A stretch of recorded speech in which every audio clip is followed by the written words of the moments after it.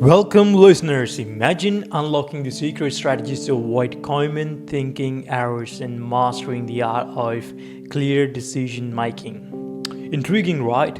In this audiobook summary of The Art of Thinking Clearly by Rolf Dobelli, we will uncover how to sidestep cognitive traps, make smarter choices, and gain a fresh perspective on life challenges.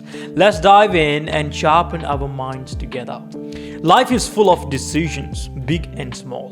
But did you know that many of these decisions are influenced by invisible biases and errors in judgment? Rolf Dobelli's book isn't just a guide, it's a toolkit for navigating the mental minefields we all face daily.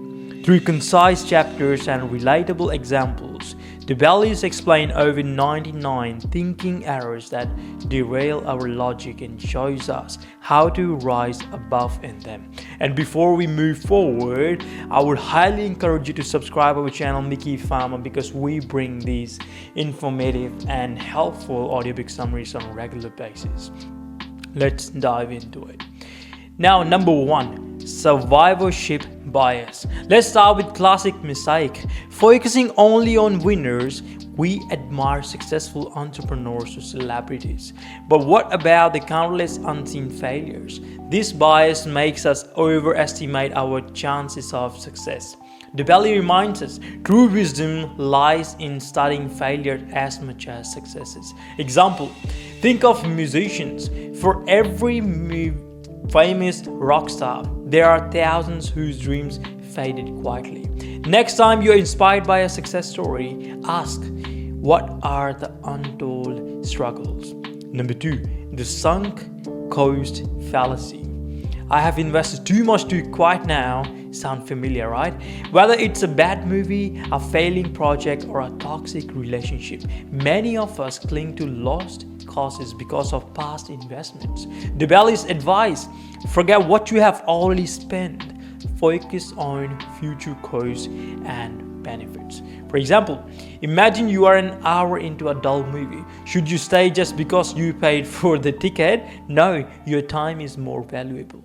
Number 3, reciprocity bias. Now let me tell you, ever felt obligated to return a favor? Have you ever felt that? Businesses and charities exploit this all the time. From free sample to gifts they know you'll feel indebted. Awareness of this bias helps you avoid being manipulated into unnecessary purchases or commitments. Tip: learn to say no graciously. Gratitude doesn't mean obligation. Number 4, confirmation bias. Here's a ticket that I want to tell you, it's quite tricky, alright?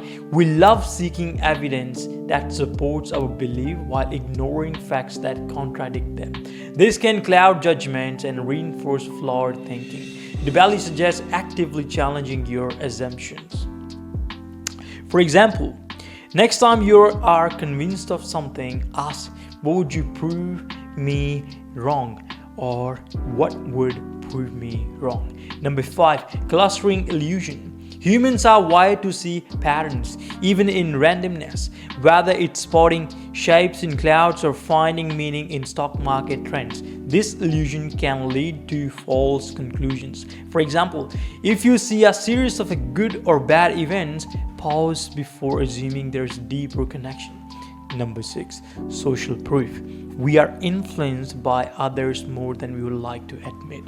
From following trends to clapping at concerts, social proof dictates behavior. Dobelli urges us to question groupthink and carve our own path. For example, the next time you see a long line at a restaurant, ask yourself, is it popular because it's good or just because everyone else thinks so? So here are some of the practical applications I would like to give you. Dobelli's insights aren't just academic. They are tools that you can use in your daily life. Here are some actionable steps. Number 1, write down biases. Keep a journal of decisions and identify biases affecting your choices. Number 2, seek diverse perspectives. Surround yourself with people who challenge your views. Number 3, pause before acting. Give yourself time to think through decisions, especially emotional ones. Now, let me tell you, the art of thinking clearly isn't about eliminating all errors. It's about recognizing and minimizing them. As Dobelli eloquently puts it, we don't need more cunning or gadgets, just less irrationality. Take this journey with you, start noticing these patterns, and you'll see the world and yourself in a whole new light. So if you found these lessons valuable, don't forget to like, share, and subscribe to my channel for more insightful content. And let me know in the comments which cognitive bias are you most eager to overcome. Thanks for tuning in, and until next time, think clearly and stay inspired. Signing off, Miki Farmer.